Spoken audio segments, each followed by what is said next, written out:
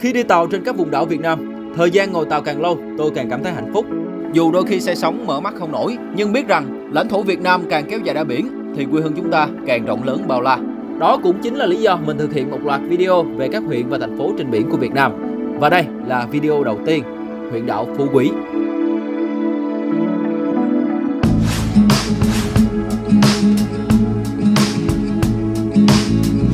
Những video như thế này phần lớn lợi nhuận đều không bù đủ chi phí, nên hy vọng nhận được sự tài trợ của một số đơn vị có thiện chí. Phú Quý là một huyện đảo nằm ở khoảng 10 độ 30 phút vĩ độ Bắc, 108 độ 57 phút kinh độ Đông, ngoài khơi tỉnh Bình Thuận, Việt Nam. Cách thành phố Phan Thiết, trung tâm tỉnh Bình Thuận, 100 km về hướng Đông Nam. Cách đảo Trường Sa lớn 385 km về hướng Tây Bắc. Cách thành phố Cam Ranh 150 km về phía Nam và cách Côn Đảo 330 km về phía Đông Bắc. Dù là huyện đảo cách bờ khá xa, nhưng Phú Quý lùi sâu về bên trong hơn, có kinh độ nhỏ hơn điểm cực đông trên đất liền của Việt Nam và đón bình minh trễ hơn các thành phố như là Tuy Hòa, Nha Trang hay Cam Ranh. Phú Quý án ngữ phía đông tỉnh Bình Thuận, cũng là đảo tiền tiêu, hậu cứ, tức là căn cứ hậu phương của quần đảo Trường Sa. Phú Quý cũng nằm gần tuyến đường vận tải quốc tế. Không chỉ là hòn đảo nổi hỗ trợ các đội tàu đánh bắt xa bờ, mà còn có tiềm năng lớn trong việc phát triển dịch vụ hàng hải và khai thác dầu khí. Huyện đảo Phú Quý có tổng diện tích là 32 km². Đảo lớn nhất là đảo Phú Quý, có diện tích 17,92 km², còn được gọi là Cù Lao Thu. Vì nhìn từ trên biển thì nó có hình dạng như là một con cá thu. Ngoài đảo chính Phú Quý thì huyện cũng gồm các đảo nhỏ xung quanh. Người dân thường gọi là các hòn lẻ.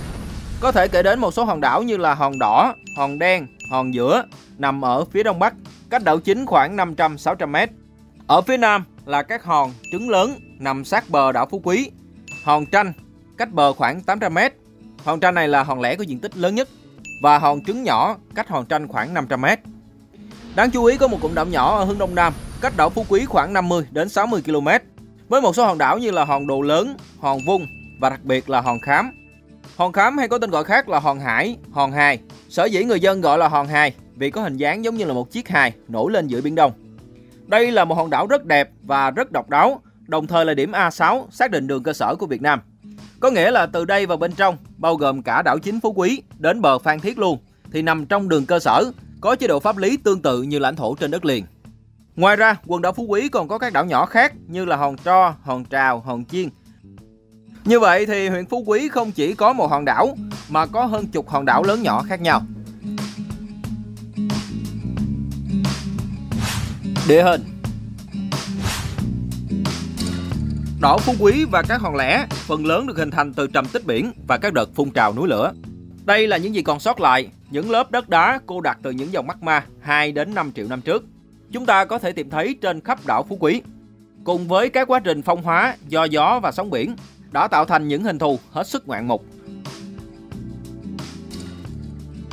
So với các đảo khác ở Việt Nam thì Phú Quý nhìn chung là vùng đảo có địa hình tương đối thấp và có sự chênh lệch không lớn. Tuy nhiên thì nó không bằng phẳng như là những gì chúng ta đang thấy. Thực tế thì địa hình Phú Quý là kiểu bậc thang gợn sóng. Ở trung tâm đảo có những dãy đồi cao 15 đến 30 m, còn ven đảo thường cao từ 5 đến 8 m, thấp nhất là khoảng 2 m. Thường thì độ dốc phổ biến trên đảo theo mình ước chừng là khoảng từ 3 đến 5%. Đảo có 3 ngọn đồi và núi chính, cũng là dấu vết của những chớp núi lửa còn lại trên đảo. Đó là núi Cấm cao 108 m, núi Cao Cát 85 m và núi Ông Đụng cao 46 m. Các điểm này hiện nay là nơi đặt hải đăng, trạm viễn thông và các ngôi chùa trên núi. Lát nữa thì chúng ta sẽ lên tham quan một số địa điểm được cho phép nha. Địa hình vùng ven biển cũng tạo thành nhiều bãi cát, vôi đất, nhiều mũi đá nhô ra biển, tạo nên địa hình bờ biển đa dạng về hình thái. Phú Quý không có sông ngòi, mùa mưa thì nước chảy tràn trên mặt đất, người dân trữ nước vào mùa mưa, còn mùa khô thì phải dùng nước ngầm, nước giếng và chỉ có 2 cái hồ nhỏ thôi. Nơi núi lửa hoạt động mới nhất ở Việt Nam.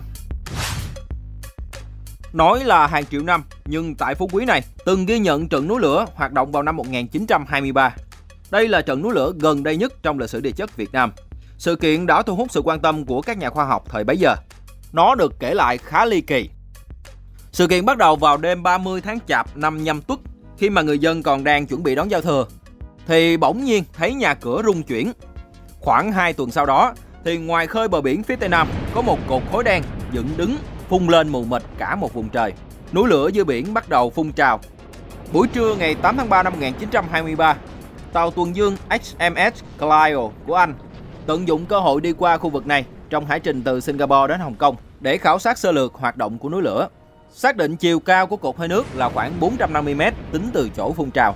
Còn theo thủy thủ trên tàu Wakasamaru của Nhật Bản thì mô tả đã nhìn thấy một đám khói đen ở vùng biển này kèm theo cột hơi nước dày đặc bốc hơi cao hơn 2.000 m.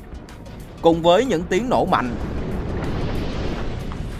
Hoạt động địa chất này đã tạo nên một hòn đảo mới, được người Pháp đặt tên là Île de Sonde hay hòn đảo tro tàn, người dân còn gọi là hòn tro.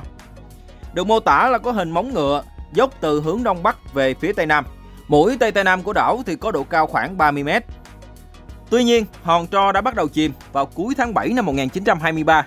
Đây là một hiện tượng khá phổ biến trên thế giới, do tính kết nối vật chất ban đầu thì chưa có ổn định thì đã bị sóng đánh tan. Và đến tháng 9 cùng năm thì nó chỉ còn là một thực thể ngầm nằm cách mặt nước khoảng 20 m.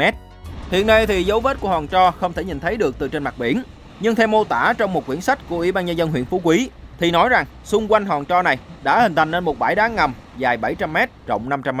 Người dân gọi là rạn mối. Hiện nay thì xung quanh đảo Phú Quý cũng phát hiện khoảng 4 miệng núi lửa ngầm, và Phú Quý là một điểm nghiên cứu địa chất quan trọng ở nước ta. Các xã ở Phú Quý và hệ thống giao thông.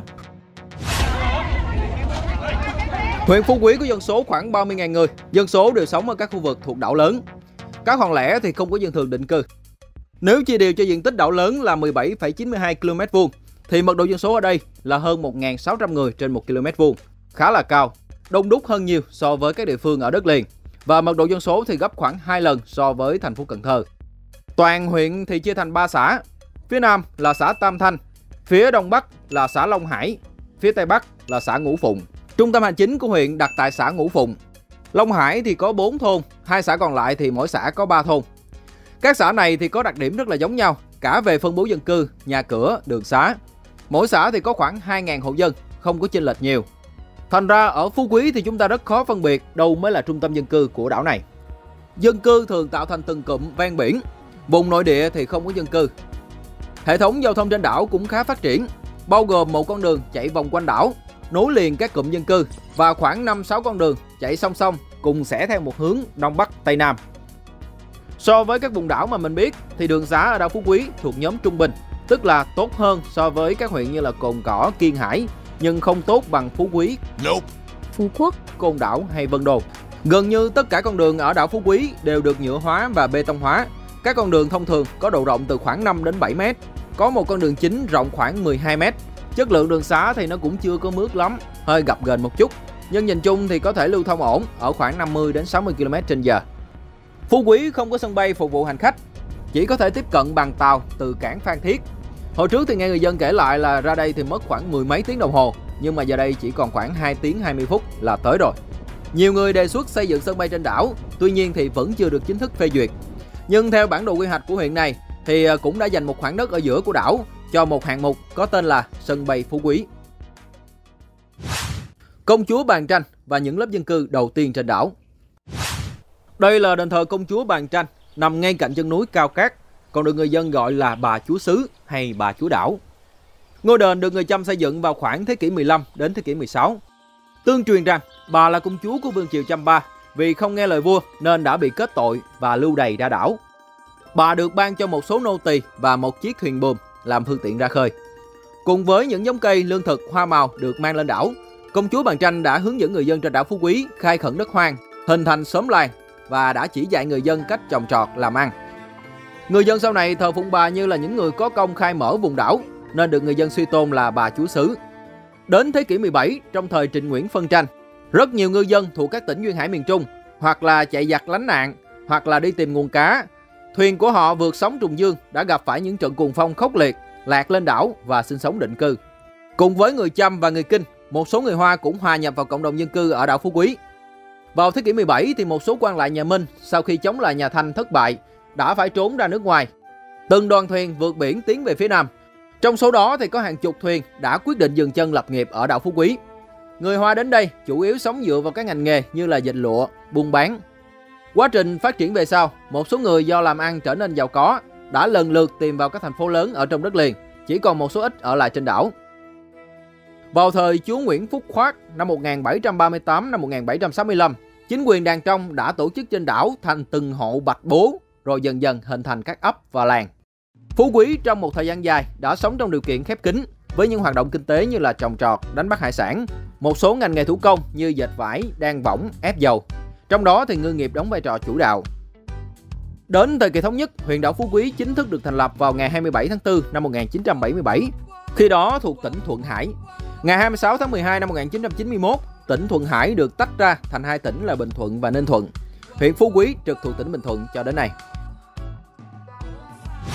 Điện trên đảo ra sao? Trước đây, người dân trên đảo chủ yếu thắp sáng bằng đèn dầu, hoạt động sinh hoạt giải trí còn nhiều hạn chế. Đến năm 1999 thì Điện lực Phú Quý mới chính thức được thành lập và đưa vào vận hành nhà máy diesel đầu tiên với tần suất là 5 tiếng một ngày, phát từ 6 giờ rưỡi tối đến 11 giờ rưỡi tối. Công suất thì nhỏ, chỉ phục vụ chủ yếu cho mục đích thắp sáng và sinh hoạt vào ban đêm. Đến tháng 4 năm 2002 đã tăng giờ phát điện lên 12 tiếng mỗi ngày. Một năm sau đó tăng lên 16 tiếng. Vào tháng 8 năm 2012, công ty năng lượng tái tạo Điện lực Dầu khí Việt Nam đưa vào vận hành hệ thống điện gió. Đây là một hệ thống tua bin khá đặc biệt vì đây là mô hình vận hành hỗn hợp giữa gió và diesel, có lẽ là đầu tiên ở Việt Nam. Còn về nguyên lý vận hành thì mình cũng không rõ như thế nào. Sau đó, hệ thống tua bin này được bàn giao hẳn cho Điện lực Phú Quý quản lý vận hành. Kể từ ngày 1 tháng 7 năm 2014 đến nay, thì Tổng công ty Điện lực miền Nam đã nâng cấp toàn bộ hệ thống, tăng cường thời gian phát điện từ 16 giờ lên 24/24 giờ mỗi ngày. Như vậy thì điện trên đảo chỉ mới phát toàn thời gian trong khoảng 10 năm trở lại đây thôi. Hiện nay thì đảo Phú Quý đã kết hợp hòa lưới cả 3 nguồn điện là diesel, điện gió, điện mặt trời. Theo báo Công Thương thì tổng công suất là 16,68 MW, trong đó thì nguồn điện diesel có tổng công suất là 10 MW, nguồn điện gió có công suất là 6 MW, nguồn điện mặt trời áp mái nhà thì khiêm tốn hơn là 0,68 MW. Nhưng nếu tính như vậy thì tỷ lệ nguồn điện tái tạo trên đảo cũng là khá lớn rồi. Tính đến tháng 4 năm nay thì 100% hộ dân trên đảo có điện. Người dân trên đảo cũng chỉ trả mức giá bằng mức giá trên đất liền. Riêng điện gió thì hiện nay mình thấy có 3 cái tua bin, nhưng mà hôm mình đi thì nó không có hoạt động hết. Không biết là tại tốc độ gió lớn hay là tại nó đang bảo trì. Đi trên con đường điện gió ở phía bắc đảo Phú Quý cũng rất thư thái và bình yên.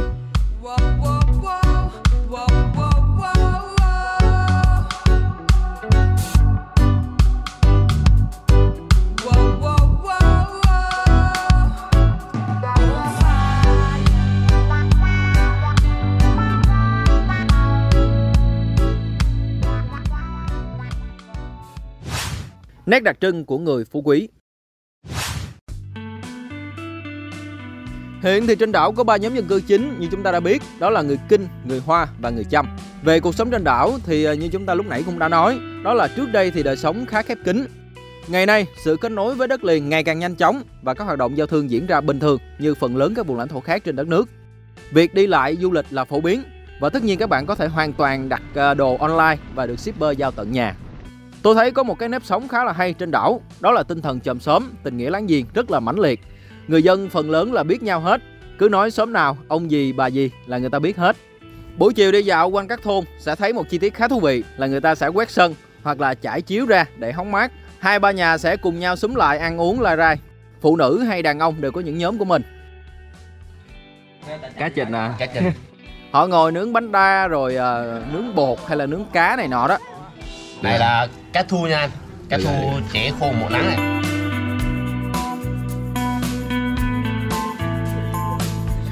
Đi dọc khắp cái đê biển thì cũng thấy như vậy, một cảm giác nó bình dị và gần gũi. Có thể là do đời sống tinh thần trên đảo còn đơn giản, thành ra việc gặp gỡ trò chuyện với nhau cũng là một cách giải trí.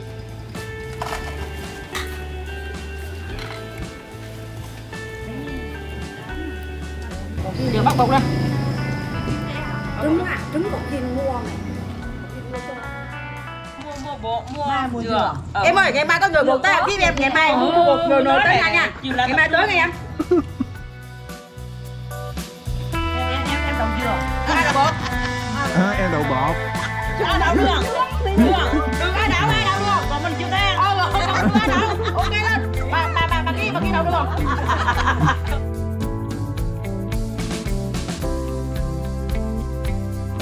Đời sống tín ngưỡng khá đa dạng.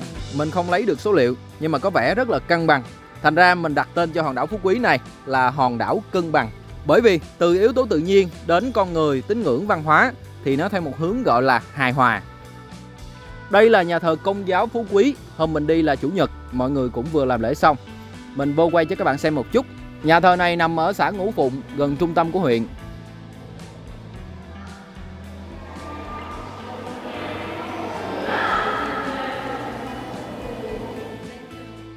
Còn đây là thánh thất Cao Đài Phú Quý, cũng rất là gần đó. Mình ghi hình vào thứ Bảy ngày 10 âm lịch.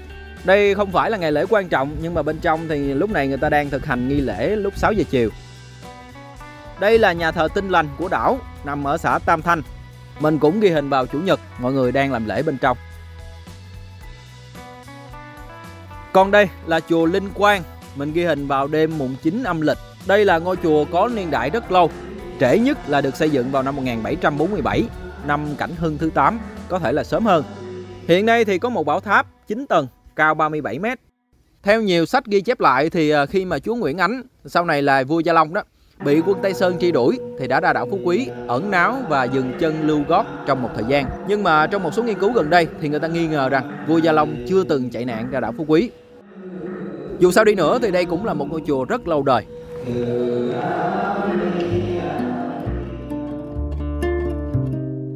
Người dân có theo tôn giáo nào đi nữa thì họ có một tinh thần chung, đó là tín ngưỡng thờ những vị hoàng lang và tục thờ cá ông như là một truyền thống của dân cư ven biển.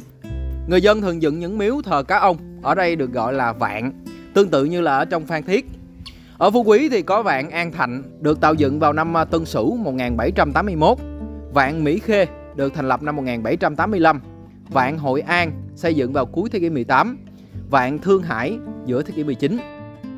Người Phú Quý thường tạo lập những cái vạn và đình rất là quy mô và đặc sắc về kiến trúc. Nó thường gắn với một thôn nhất định. Ngoài thờ ông Nam Hải thì cũng thờ các bậc tiền hiền, hậu hiền có công quy tập dân cư đến khẩn hoang sinh cơ lập nghiệp theo tín ngưỡng ngư nghiệp. Đời sống kinh tế. Sở dĩ họ trân trọng các vạn và đình làng bởi vì người Phú Quý chủ yếu sống dựa vào biển, trong đó 70% là lao động nghề biển, với các công việc chính như là đánh bắt thủy sản và hậu cần nghề cá. Kinh tế biển có ảnh hưởng trực tiếp đến đời sống vật chất và tinh thần của người dân. Đội tàu đánh bắt hải sản của đảo Phú Quý thì có hơn 1.500 chiếc. Năm 2023, sản lượng khai thác hải sản đạt 31.000 tấn. Cùng với đó là có khoảng 14.000 m² nuôi trồng thủy sản, năng suất đạt khoảng 100 tấn nữa. Ở Phú Quý, ngoài nuôi trong lồng bè thì ở đây có một hình thức nữa, đó là nuôi trong mấy cái hồ được xây dựng bằng đá. Lúc đầu tôi còn tưởng đây là những tàn tích lịch sử hay là pháo đài gì đó ven biển. Người dân nuôi chủ yếu là cá mú, cá bớp, tôm hùm.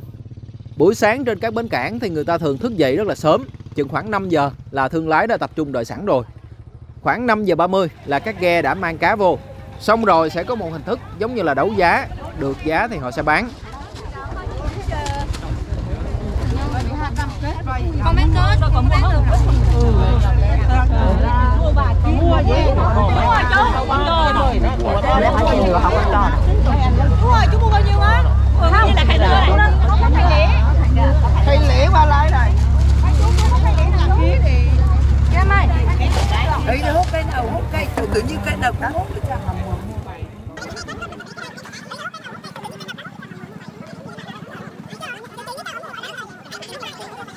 Phần lớn đây là những cái thương lái nhỏ tiêu thụ tại chỗ. Ngoài ra thì họ còn có những đội ghe thu mua bán lại cho các cơ sở trong Sài Gòn hay là Khánh Hòa và một số nơi khác. Nhìn chung chủ yếu là mua đi bán lại, việc chế biến hải sản trên đảo là chưa phát triển. Gần đây bên cạnh việc giao thông vận tải phát triển, có thêm nhiều cái hãng tàu cao tốc đưa vào khai thác tuyến Phan Thiết Phú Quý đã đáp ứng nhu cầu đi lại của người dân. Thì Phú Quý nổi lên như là một địa điểm du lịch biển đảo mới lạ. Trong năm rồi thì đã thu hút khoảng 170.000 lượt du khách đến tham quan du lịch. Gần đây một số người đã nắm bắt xu thế này để phát triển thương mại, buôn bán và làm dịch vụ du lịch. Lên bút luôn, cũng lên.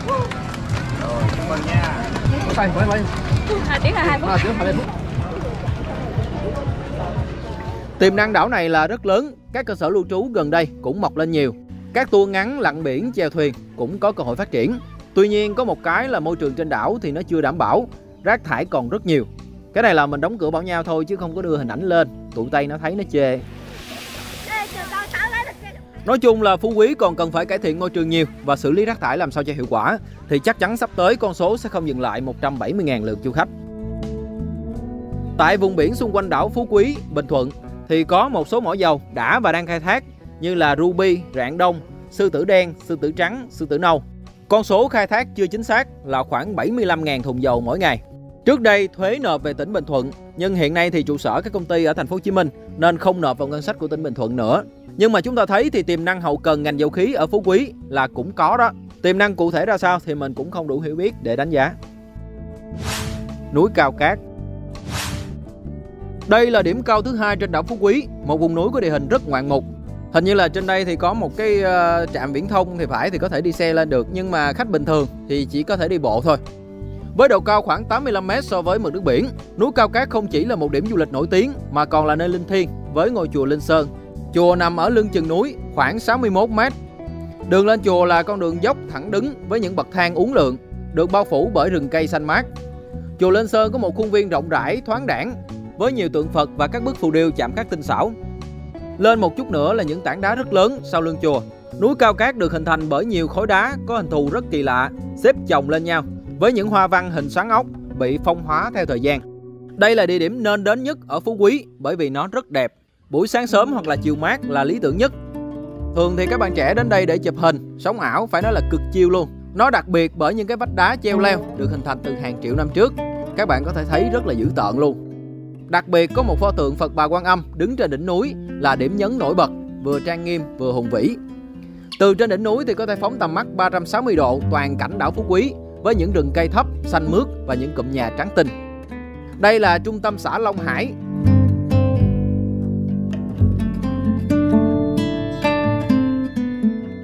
Xa xa là xã Tam Thanh. Còn bên đây là xã Ngũ Phụng. Trong khung hình là núi Cấm và hải đăng Phú Quý. Sáng mai thì chúng ta sẽ lên đó ha. Đây là một vùng cảnh sắc hoang sơ và hùng vĩ.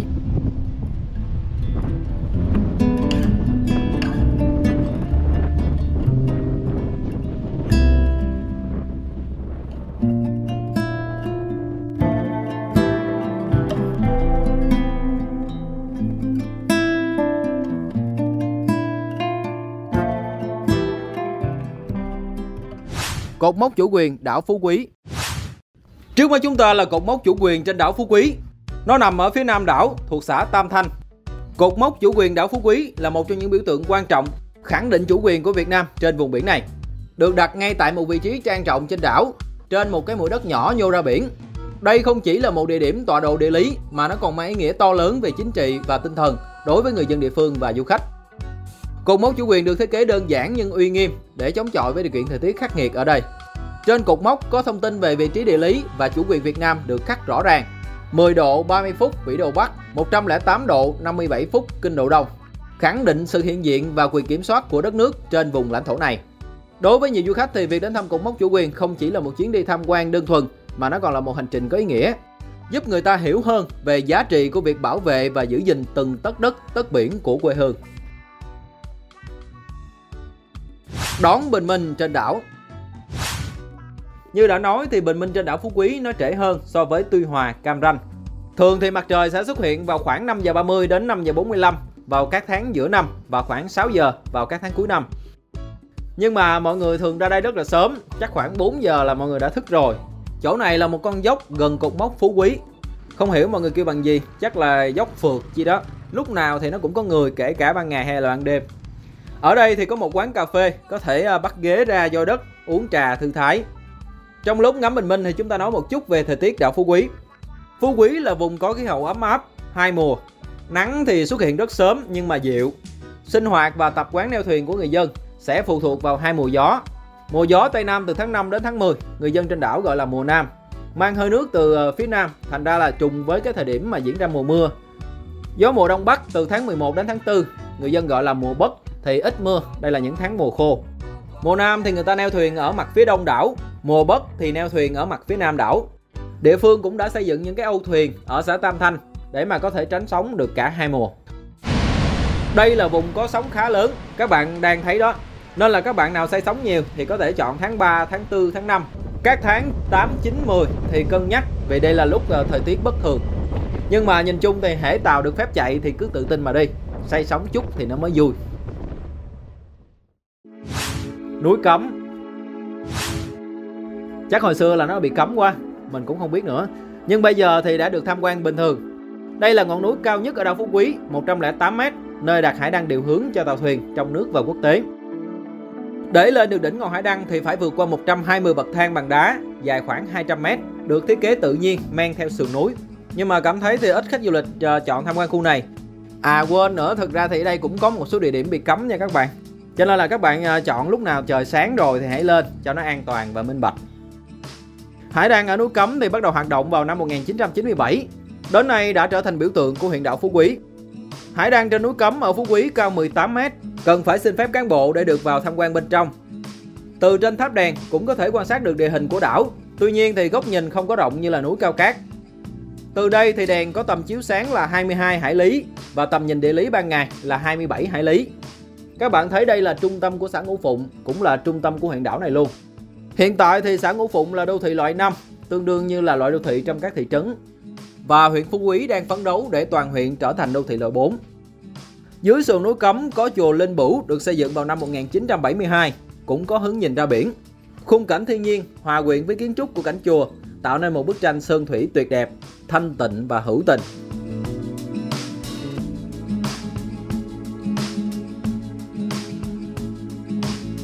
Video này cũng bình thường, thông tin cũng không có tính phát hiện gì, cũng không phải là video hướng dẫn du lịch mà chỉ đơn thuần là thấy gì nói đó. Thông tin được trích dẫn thông qua một số tài liệu của địa phương cũng như một số báo đài và những cái cảm nhận thực tế. Hy vọng là đáp ứng một phần thông tin của khán giả về một vùng đảo của đất nước, để mà chúng ta có một cái tình yêu quê hương, trân trọng những thành quả của thế hệ đi trước. Các anh chị hãy bấm đăng ký nha. Hẹn gặp lại anh chị, các bạn, các em trong video về huyện đảo thứ 2.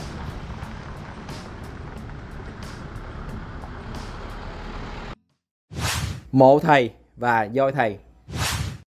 Mộ thầy Sài Nại tọa lạc trên một gành đá nhô ra biển có tên là voi thầy, ở về phía đông bắc của đảo Phú Quý, thuộc địa phận xã Long Hải. Truyền thuyết kể rằng thầy Sài Nại là một nhà địa lý thiên văn người Hoa. Ông thường theo các thuyền buôn của người Hoa vượt đại dương đến nhiều nước để hành nghề. Tình cờ trong một chuyến hành trình, ông và các thủy thủ đã ghé vào đảo Phú Quý để nghỉ ngơi và phát hiện đây là một vùng đất địa linh so với các vùng đảo khác. Khi rời đảo thì ông đã thổ lộ ước nguyện của mình với gia đình và các thủy thủ đoàn là sau khi qua đời hãy đưa tro cốt của ông tới đảo Phú Quý để an táng. Có truyền thuyết cũng nói rằng ông cũng là một thầy thuốc, đã gặp công chúa Bàn Chanh, hai người đã kết nghĩa chị em và từ đó ông ở lại đảo Phú Quý để sinh sống, hành nghề bốc thuốc, chữa bệnh và giúp đỡ dân nghèo. Sau khi qua đời, thầy được người dân trên đảo an táng tại một khu vực gành đá mà người dân gọi là voi thầy. Trên đảo Phú Quý từ trước đến nay, trong số các tín ngưỡng văn hóa lâu đời thì đền thờ, lăng mộ và truyền thuyết gắn với công chúa Bàn Chanh và thầy Sài Nại đã trở nên hết sức hiển linh và gắn chặt với đời sống tâm linh đối với người dân trên đảo. Họ đã tổ chức lễ dỗ các vị này như là một cái di sản văn hóa sống động.